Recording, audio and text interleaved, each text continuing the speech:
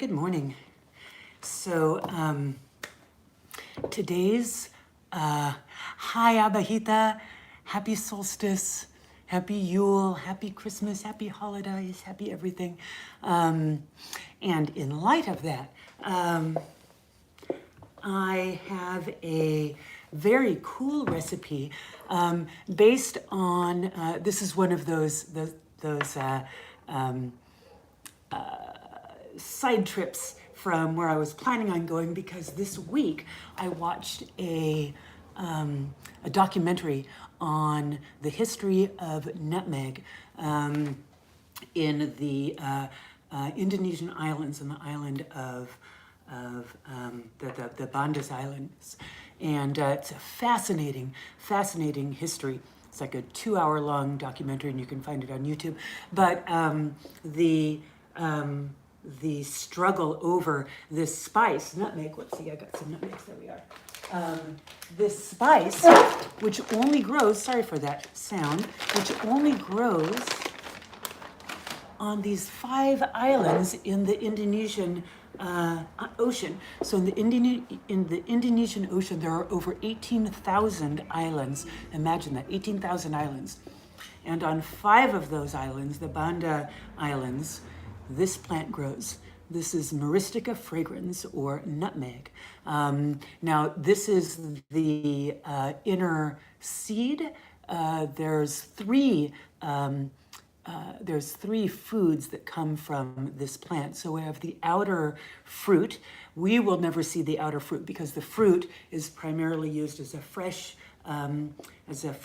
fruit or as a juice, but it doesn't travel well. So you're unlikely to see nutmeg fruit, but there is a fruit and it has a nutmeggy flavor to it. And then around the outside, there is a structure called an aril. And an aril is a kind of a webby structure. Think of my fingers coming around those.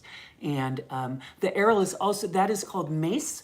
And so you'll see mace used as a spice also. The mace is separated from the nutmeg. And then the nutmeg is the inner seed here. Now, while it looks very hard, it's actually quite soft. And it is generally ground into a powder for use. Now, you don't ever want to buy nutmeg. Let me write down nutmeg. Where are we? Nutmeg is what we're primarily looking at today. So, Myristica fragrans. Oh, you know what? Bad, Julie, I did not even look up the family name. So if one of you all could, because you're on the internet and you're not in the middle of teaching a class, if you could look up the family name for nutmeg, boy, and stick it in the chat there, I sure would appreciate that. And then I'll add that on there.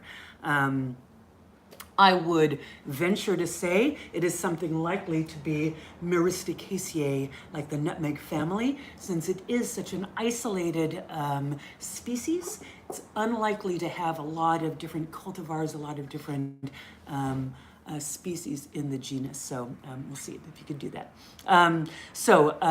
Myristica is the plant, and the compounds, myristicin is one of the primary compounds of interest in the nutmeg itself. And so that's what we'll be playing with. It is Myristicaceae. I get 10 points. Good, Abahita, thank you so much.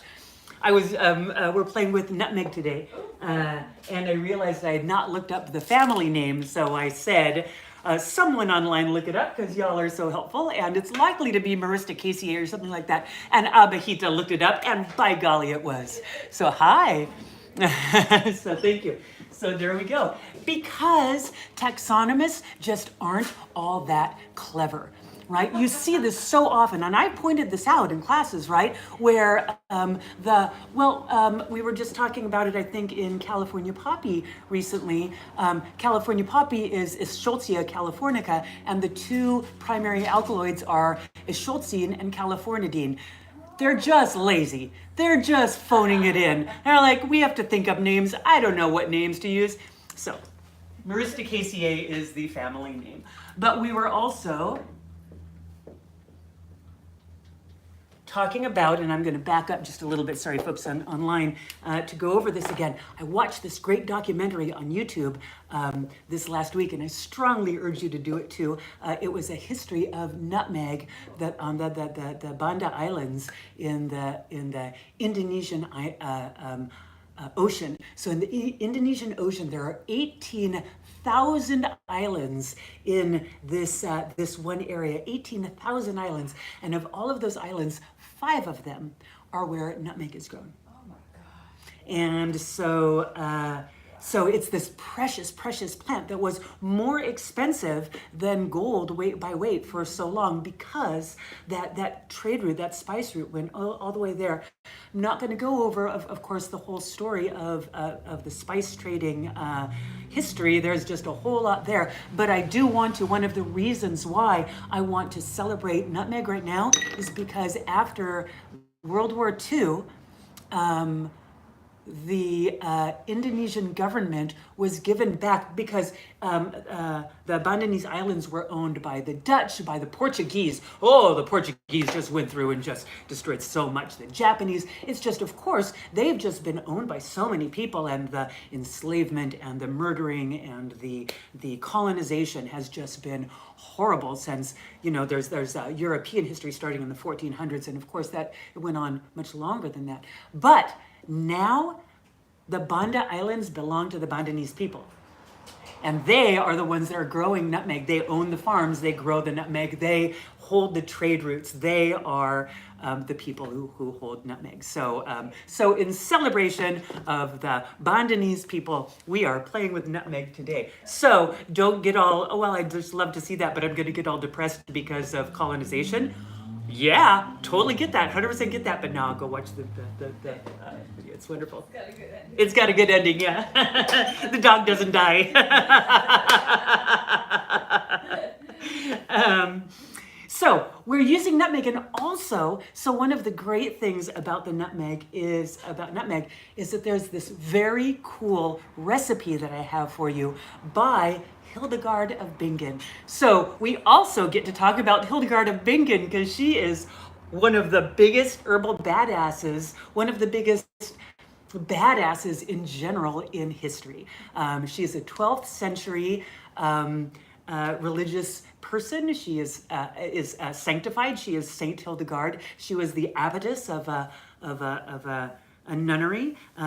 She was a physician. She was a poet. She was a musician. She was a healer. She was an herbalist.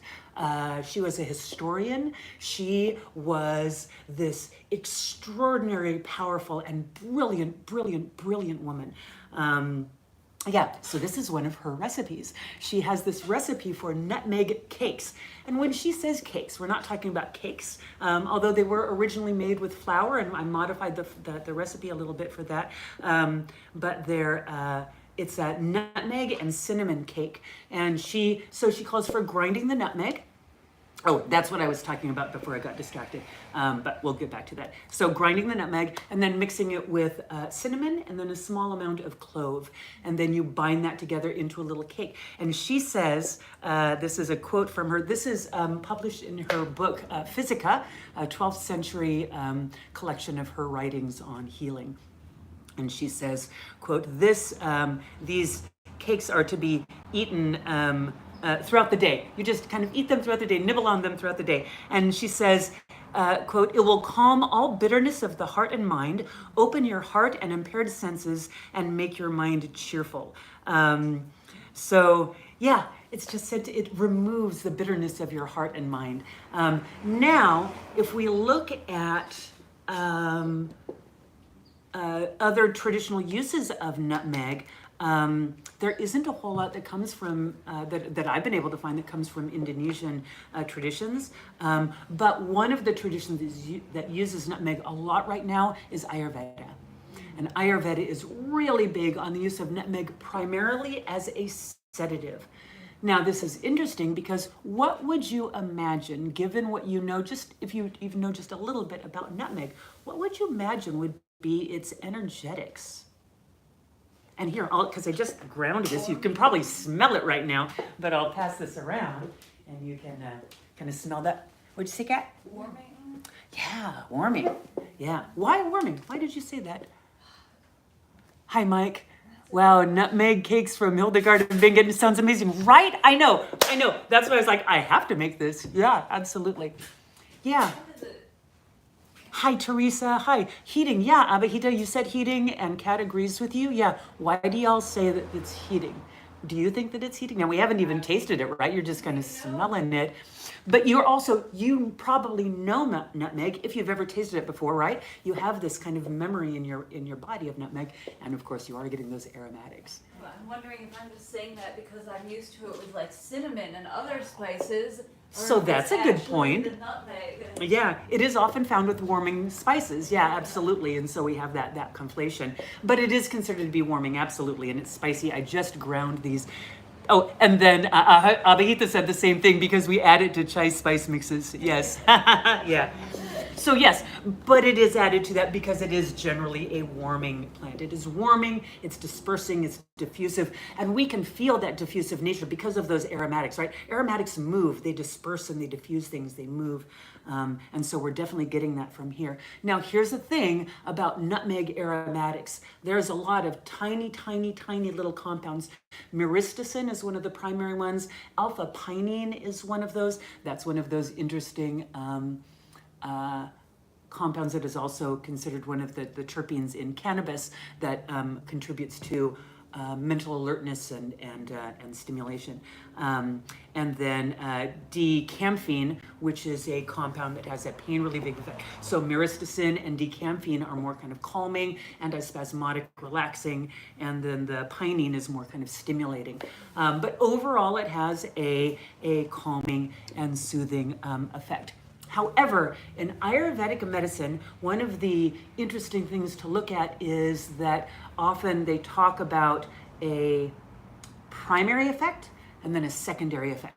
So what happens to the body when we first take it in, and then what happens after the plant has come into the body, it's gone through digestion, it's gone into the bloodstream, what is the secondary effect, right?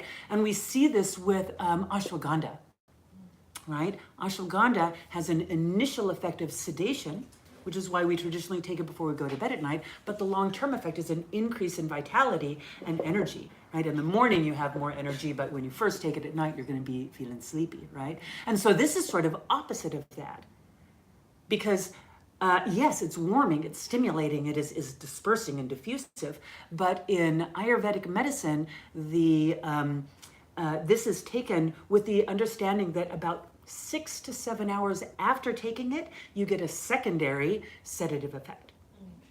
So you take nutmeg earlier in the day for sleeping later on during the day. And if you're taking it earlier in the day, and if you're just kind of nibbling it, then, oh, Mike, thank you. Vipakana, that's those secondary effects, right? Thank you for giving us the correct. Yes, the Vipakana, is those secondary effects that you're looking at. Thank you, Mike, of Ayurvedic medicine. We don't often think of that in Western medicine, but we certainly should and we could, because of course, as pharmacokinetics of the body, the way that the plant comes into and moves through and around the body is affecting and changing the chemistry and the actions of the body. And so this is what they're kind of tracking there. So these tiny little molecules are very, very unstable, and that means that you do not want to grind nutmeg before you use it. You never want to buy nutmeg in a powdered form because these compounds are very, very unstable, and they're not going to be there in abundance when you open up your little shilling white and red little nutmeg container. So you always want to buy nutmeg whole, and you can also often buy it with a grater, and you can grate it, or you can just use, a cheese grater on a fine setting. You can take a knife to it and slice off little fine slices that way. Lots of different ways. You can crush it with a hammer. You can throw it into a grinder, as I did with this. I used the NutriBullet and ground it up. So it looks hard, but it's a pretty soft compound. So we pre-ground the nutmeg because I didn't want to have that going during the class. And I've got about 8 nutmegs worth of powder here. Now it is important to note that nutmeg also is traditionally used for what other purpose? This is kind of ooh, this is what people are actually taking nutmeg for. Do you know? Have you heard of this? Is it like the word's not coming right? Hallucinogen? Oh. Yeah, a psychoactive. Yeah, so it's considered to be psychoactive, hallucinogenic. It's also very stimulating to digestion. So what I've heard, I have never tried it in that large an amount, but I've heard that by the time you get that level, you're like nauseated and vomiting, and so it's not all that effective anyway. There's better psychoactives. Yes, there are more friendly plants to be using here. But that kind of speaks to we're using it specifically for its psychoactive effects, right? We're using it for its nervine effects, but the dose makes the poison. So we always want to be mindful of dosage. More is not necessarily better. In Ayurvedic medicine, it is used in pretty high amounts. It is considered in the Commission Hematograph, we consider 7.5 grams, anything above that in one dose, to be toxic. And that's going to be about 1 heaping teaspoon of the powder to get a sense of, like a big heaping teaspoon of the powder to get an idea for that. So you're going to get a much smaller amount of that in one dosage in your little cakes. So if you're eating them in small amounts throughout the day, and then taking maybe 2 of them at night, you're probably going to be just fine. But I would not eat large amounts of these at one time. And if you want to measure out the amounts in your formula, you would measure the total volume of the powder that you have, make all of your cakes, count the number of cakes that you've made, divide the total volume by the number of cakes, and you'd have a rough estimate of how much you'd have in terms of volume in your per cake amount, with some variation because you're not a machine and you didn't make them exactly the same size, but you don't need that precision, right? You need something around there. So that's how you can measure those. We're just going to kind of play with them and be free with them. So I have nutmeg powder, and I have cinnamon powder. And so Hildegarde's recipe is very, very simple. You take nutmeg and an equal weight of cinnamon and a bit of cloves. Those are the precise measurements. Now, because she was a scientist, we would imagine that those measurements are by volume. Oftentimes, if you see measurements like this in older literature like this, it is highly unlikely, unless it came from an apothecary as Hildegarde was. It's unlikely that the measurements were by weight, because they were far more likely to be by volume, because that was the way that things were measured there. You use what you have. Maybe Hildegarde perfected a formula, and that's how she got her visions. Yeah, she hit that sweet spot. Yeah, Mike's got it. Yeah, she's got like that. Well, not 7.5, but 6.75 grams. Mwah! Yeah. Then you'll and I really urge you, if you've never heard of Hildegarde of Bingen, go look up her music, her poetry, her writings. She really was a tremendous person. So we're going to use equal weights of nutmeg powder and cinnamon powder. I have a little bit of clove powder, which I've also ground up fresh here, and so you can add that to yours however much you like.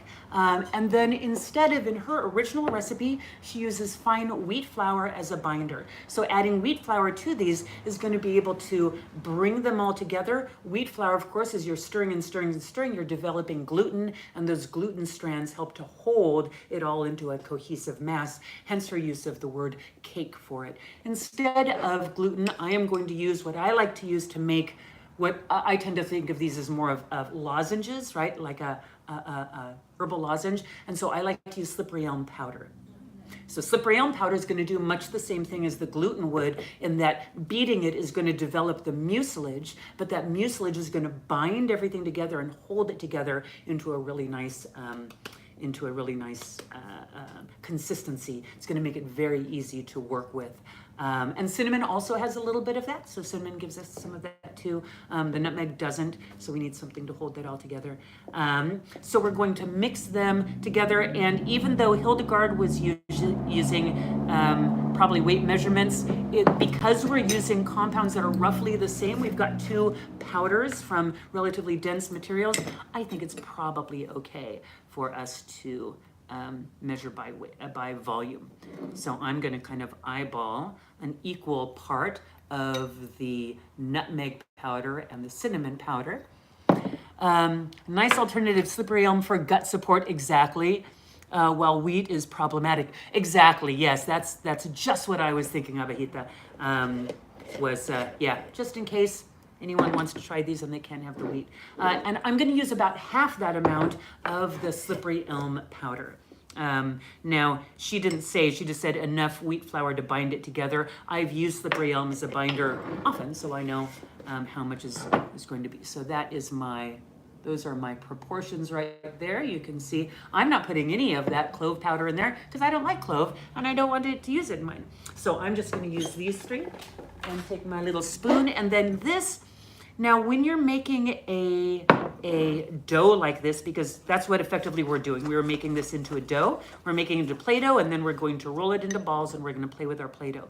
But because we've got, wow, that was a lot of water that I just dumped in there. Don't do what I just did, which is unthinkingly just kind of dump water. You want to be mindful of it, because if you put in too much water, then you have to put in more slippery elm, and then you're going to put in too much slippery elm, so you have to put in more water, and all of a sudden you have this huge mass, and your ratio of the other herbs has gone down, and it's a very, very common thing. So just different herbs, anytime you're making a dough like this, the different herbs that you're using are always going to be absorbing different amounts of the water. So generally, if you have plants that are really fibrous, particularly if you have mucilaginous plants, of course, they're going to be absorbing more water because they like water, because they're starchy things. And you can see that this has already brought itself into a nice little dough ball, which we could never have, but it's a little bit soft because I did add too much water there. But you could never have a nice little cohesive ball like that if you didn't have mucilage or gluten or something to hold it all together. It's just sandy and it all falls apart. So you really do want to you could use a marshmallow root for this too, if you wanted to. And so after you bring it together, you're going to want to kind of just beat it like this, again, because you're developing that mucilage. So we could let it sit, and in time the mucilage would develop, but I don't have that. So I'm just going to stir and stir and stir, and we're just going to see it kind of get, as you're stirring, you can see sort of longer strands develop, and that's kind of what you want. You want this. Looks like poop. Looks exactly like poop. Looks just exactly like poop. I'm sorry, folks, looking at this at home. I hope none of you are watching with your volume down. It smells a lot better than poop. It is a little bit soft. I am going to add a little bit more. I'm going to add a little bit more of this. So now is just fine-tuning the formula to get it to a dough consistency. And then what I'm going to do is roll it into little balls, make it into, in Hildegarde's term, cakes. And you can, after you do that, okay, I'm not going to sit here and futz with it. Could you suggest what ratio to use when using marshmallow root? I would use the same amount of marshmallow root as I used with the slippery elm, because really they're both so similar in that they're just sources of mucilage. And one is rooty and one is barky, but they still have similar amounts of inert cellulose as a binder, right? Because they both come from the same types of tissues in the plant. So I'd say they're really pretty much one for one. So you're gonna make your little cake, and it's not gonna be as soft as this because you're not gonna stop paying attention in the middle of it. You can take some cinnamon or your slippery elm and just dust the outside like you would if you were making like little truffles and you didn't want them to stick together. It's always a good idea with these. So you'll just form them into little cakes and then set them into one of the little trays here and let them dry. How many you make will really depend on your size, the size of the cake you make. This is the size that I'm making today. That seems like a good amount. How much is in there? No idea at all. Absolutely none, because I didn't do any of that measurement that I told you about. But maybe I would, I don't know, maybe 2 grams? Maybe 2 grams? Seems reasonable. That would be in there. And so that's what I'm going to make mine. So if I do that with this amount, I'm probably going to get about 8 to 10 of these cakes. And that will be the formula. And then we'll let them sit and dry. Because we're using just water, the water will then evaporate and they'll turn into very hard little cakes, little hockey pucks, with a very long shelf life. Now, this is one of the ways we're actually going to store this, because by making them into these cakes, we're actually protecting the nutmeg, right? The nutmeg, we've ground it, and if we just left this nutmeg powder like this, all of those volatiles will leave. But we've effectively trapped those volatiles in this cake form, right? We ground it, then we put it back in here. Certainly anything on the surface is going to volatilize, but everything within is protected by that cyprium, by that cinnamon, by the mucilage. And so it's all kind of holding all of those aromatic, delicate, unstable compounds, so that as soon as you take that cake and start nibbling on it, it's going to release into the system. Do you make like other lozenges with different herbs with the same kind of formula using the slippery elm and marshmallow? Yes. So using slippery elm as a base, I mean, you can make slippery elm lozenges, right? The Thayer slippery elm lozenges is slippery elm powder and water. A little bit of honey if you want to, but you don't need to. And you make them into little things and you let them dry. And you've got slippery elm lozenges. It's ridiculously easy to make. Yeah. That's all it is. And absolutely, though, you bring up a good point. As with so many of these recipes that we discuss, you can also take that base and throw in any other things. You want to use elderberry syrup instead of honey in there? What a great idea. Or elderberry tea if you don't want any sugar, right? Just use elderberry tea instead of water. Also, what a great idea, right? Or you can use peppermint tea, or you could add a drop of peppermint oil in there. Not many other essential oils, because we don't use a lot of other ones, but you could add a drop of peppermint essential oil in there, right? So yeah, all sorts of things. That your creativity is the limit in terms of, well, and appropriateness of the recipe in terms of how to use that lozenge form. And then you can also think of, do I want that lozenge to be, it's a cyprium lozenge and I'm using it primarily for the throat, so I'd want throat appropriate things, but you might even use it for oral care, and you might have oral care things, right? Holding that in there, you could make a spilanthes and clove and marshmallow for people with dry mouth, right? You could make it for gastrointestinal purposes, right? Because that's slow releasing, as someone said, I think Abahita said, slippery elm also supports the digestion. So you could add in other things in that lozenge to be more digestive focused, not so much throat or oral care. But it's in a lozenge form, so it's kind of yummy and dissolving. You could put orange peel and cinnamon and ginger and yum, right? Yes. So yes, absolutely, all sorts of things you can do there. Yes. Is the taste very intense? I have a feeling I want to add honey. You know what, Abahita? Yeah, that's a really good point. But it's not really intense. It's a very mild flavor. Yeah. Slippery elm has a little bit of sweetness to it, and cinnamon has a little bit of sweetness to it. So, I mean, it's spicy, but it's absolutely edible. It just tastes like spicy. It just tastes like spicy. It would actually do really well with a little bit of honey. Yeah, now that I'm tasting it, it doesn't taste bad, and it's not too intense, but it would taste really, really nice with honey or a glycerite thrown in there. But I could also do honey. So yeah, if you guys want to throw some honey in yours. So here is your cinnamon and your slippery elm and your nutmeg powder. So you're going to do, and then your clove powder if you want to add clove. So you're going to do an equal part of the cinnamon and the nutmeg, and then about half that amount of your slippery elm powder. Use the metal bowls to mix with. Here is water, and then you've got the cute spoons or the things. Go to town. Yes, yeah, wash your hands first. How long before, you said it has to dry for the water to evaporate? Yeah. So how long it takes to dry really kind of depends on the environment. Right now, it's a pretty dry day. It's kind of warm, especially if you put these in your car. If you just left this in your car all day, probably not by tonight, but maybe by tomorrow night. the car is one of the best places to dry things. I love drying things in the car. The car as a dehydrator unit is really, really effective because it doesn't get too hot.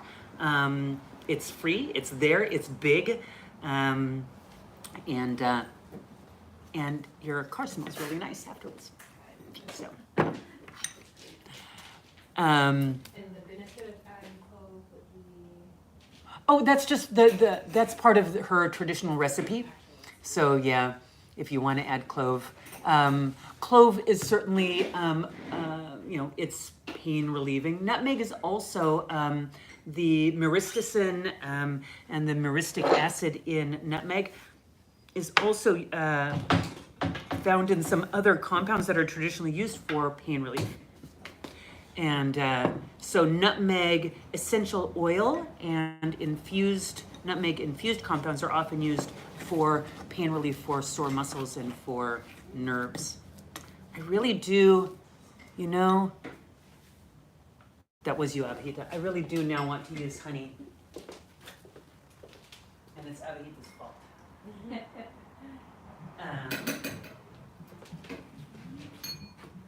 And I'm trying to find, what do I have here? I don't have any honey here.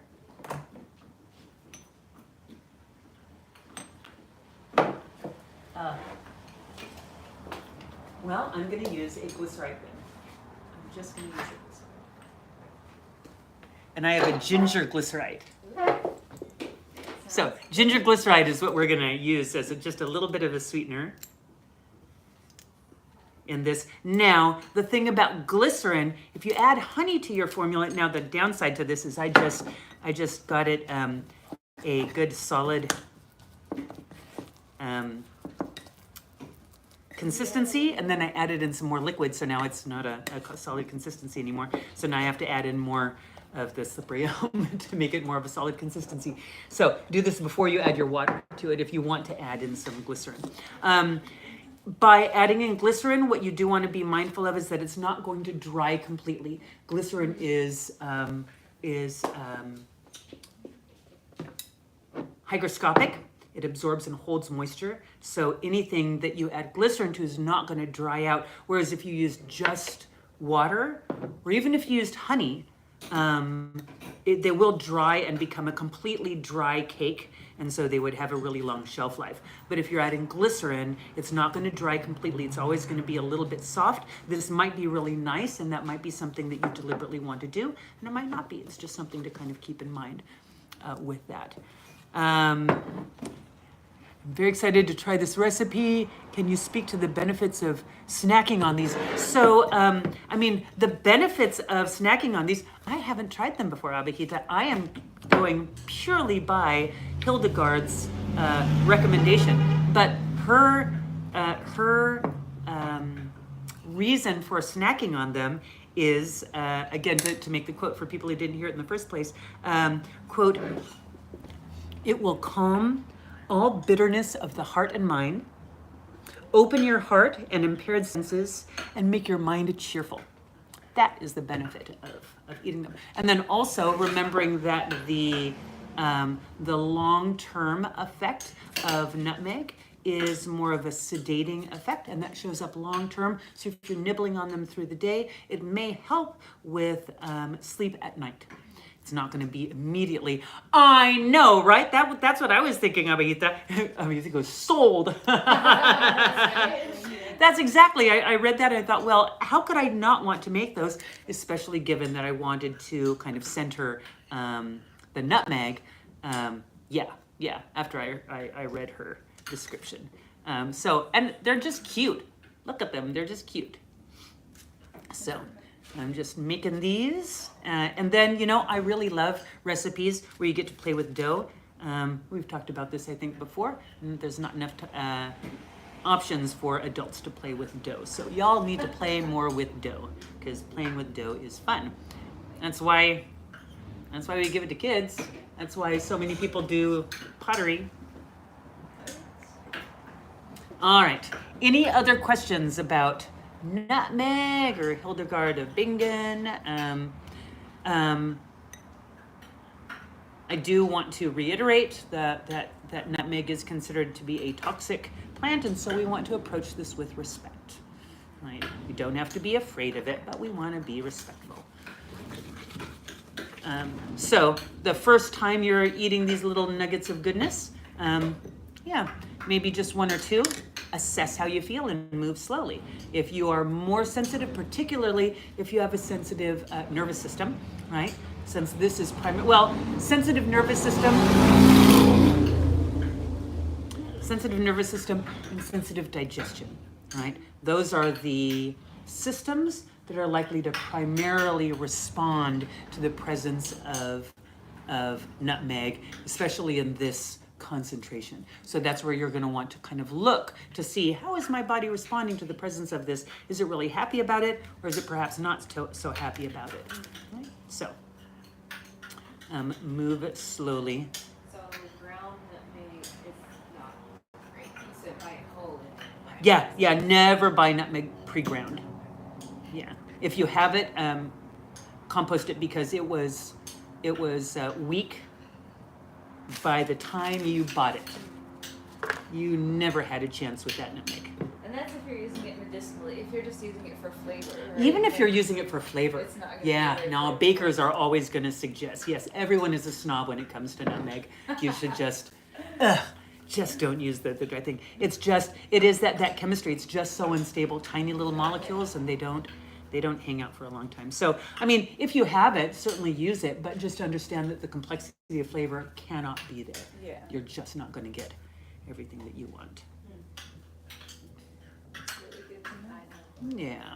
And they always sell it. They don't tell you that, No. right? You go into the spice section of the store and they're like, sure, here's nutmeg powder, and then they have the whole nutmegs and the little nutmeg grinders, and you're like, why ever would I want to do that? That's archaic and weird, and yeah, okay, it's a cool little tool to have in the house, but really, do you want a tool as specific as a nutmeg grinder in your kitchen? I like things that are multi-use, that have multiple uses, and a nutmeg grinder has one specific use. But you don't have to use a nutmeg grinder. You can use any kind of grinder. You can use what are those wonderful graters that came? What are the graters that came out of the lumber industry? They're microplane. Microplanes work beautifully with nutmeg. And if you don't have a microplane in your kitchen, you should get a microplane in your kitchen. Yeah, go to a hardware store and get a microplane. They're long. They're rasping files with tiny little holes. They're really effective rasping files, and they are the best thing for grating ginger, for grating garlic, for grating anything really finely and completely. They're so good. Yeah. Is it kind of like a zester? Could you use it to zest things? Yeah. Oh, you can really easily. It's so good as a zester because it's also a large surface, and the surface, the ends kind of curl up. So if you're using it for like zesting a lemon, for example, you're running it along the lemon, zesting it, and it's all accumulating on the top. So it's not falling down. It's all accumulating. So as you can zest a whole lemon, and then you finish with this nice, beautiful pile of lemon zest on the top where it's all cleanly collected, and then you just go whoop, and there's all of your lemon zest in one thing. Microplanes are great. Perfect. They're beautiful. Yes. My marshmallow root is not powder, more fibrous. Ooh, now that's a problem, Mike, because, well, look at it, because it's so fibrous, it's hard to, I'm going to have nutmeg in my hair. It's hard to grind a fibrous plant to a powder at home because you probably, I would bet $10 that you do not have a hammer mill at home. And the herb companies use a hammer mill, which has hundreds and hundreds and hundreds of pounds. Okay, now it's back. Okay, are y'all still there? Everything just went black on my end. Put a little comment there if y'all are still there, just so I know. Okay, oh good, thank you, Abahita, yeah. So, did it go black? It did pause, okay. But hey, it came back. That's unusual in itself. Usually when you lose me, then we're gone for the day, but apparently that didn't happen. Okay, so what were we talking about? Marshmallow.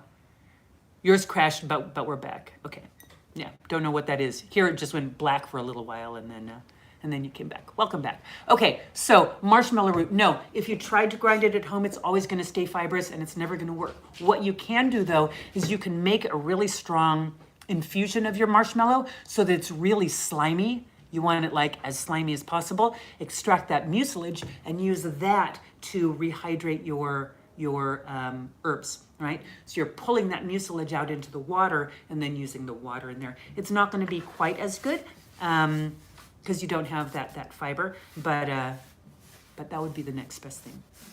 And then maybe bump up the cinnamon. The cinnamon does have some of the mucilage, so you will be getting mucilage if you're adding the cinnamon to it, and possibly the combination there. Or what you could do is use Hildegarde's original recipe, which is using wheat flour. So that's another option for you. So to play around with those and see what you like. You could also use ground flax seeds or ground chia seeds if you wanted to, right? Those are another source of, so just think source of mucilage with some fiber to hold it all together, or whatever that ends up being. Plantago seed, totally plantago seed, also ground would be great. How did people powder things before? Hammer mills. Yeah, mortar and pestle and muscle, you know, we do it for a little bit. We're like, I guess that's good enough. Yeah, we're weak. You really have to, yeah, you're grinding, yes. Yeah. So it is a lot of strength. And you just, and so grinding and sifting, grind and sift. And also being okay with it not being such a fine powder, right? Their powders were not as fine as ours because they didn't have hammer mills and they were just okay with that. Their definition of powder was going to be different than ours. Yeah. So yeah, play around with those. Play around with this. Play with nutmeg, and go watch that documentary because yeah, I mean, if you want to do it, it's like 2 hours. You may not want to 2 hours on nutmeg. For me, it was 4 a.m. I was awake. It was like 2 hours on nutmeg. This is wonderful. I'm not sleeping anymore. I'm down for this. But y'all may not be in that same space. In which case, maybe 2 hours on nutmeg might not be up for you. But go check out Hildegarde's recipes. Check out Hildegarde's work, and go play with nutmeg. Let me know how you like it. I'll be here next week. Why not? Sure, I'll be here next week. Yeah. This is a weird time and all the holidays, so I never know if people are going to show up or not because y'all have stuff to do. But if you'll be here, I'll be here. So I'll be here next week with the recipe that I was going to do for this week before I wanted to do the nutmeg thing. Mwah. Love you all. I'll see you next week. Bye-bye.